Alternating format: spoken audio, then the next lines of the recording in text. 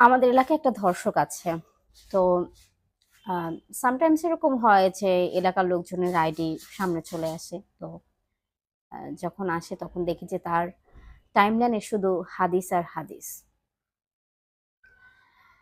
আহ, এবার নারী দিবসে অনেকে হচ্ছে ব্যক্তিগতভাবেও উইশ করেছেন। নারী দিবস সুখের হোক, নারীর যাত্রা অনেক ভালো হোক, নারী অনেক ভালো থাকুক, অনেক কথা।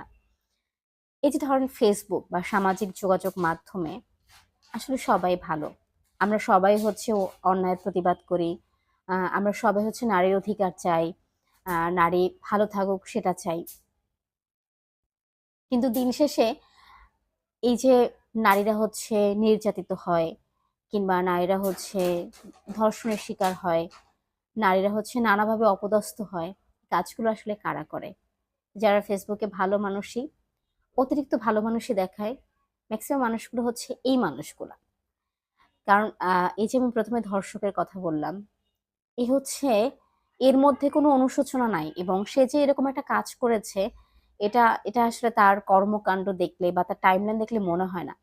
পৃথিবীর সবচেয়ে ভালো মানুষের আহ একটা চরিত্র সে ধারণ করেছে, এবং আহ সেই চরিত্র সে প্লে করে। তো যারা হচ্ছে অতিরিক্ত ভালো মানুষই দেখায় ফেসবুকে, কিংবা হচ্ছে অতিরিক্ত নীতি নৈতিকতার কথা বলে, এই মানুষগুলোর কাছ থেকে আমি দূরে সরে থাকি। আরেকটা গোষ্ঠীর কাছ থেকে দূরে সরে থাকি, হয়তো বা এটা কারো কারো খারাপ লাগতে পারে। আমার লিস্টে অনেকে আছেন যারা বয়সে অনেক বড়। তো তাদের কাছে এটা খারাপ লাগতে পারে। আমি হচ্ছে বয়সে যারা বড়, কিংবা হচ্ছে একটু মুরব্বি গোছের এসব মানুষ থেকে দূরে থাকি।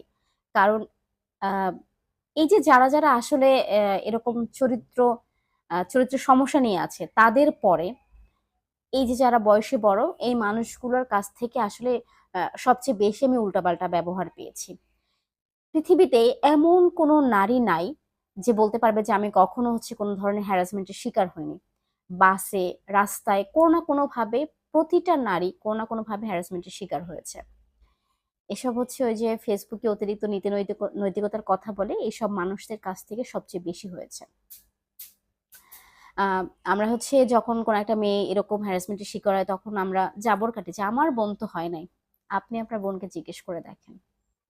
যদি বোনের সাথে খুব সুসম্পর্ক থাকে তাহলে জিজ্ঞেস করে দেখেন কতবার সে এরকম মানসিক নির্যাতনের শিকার হয়েছে, রাস্তাঘাটে কিংবা বাসে।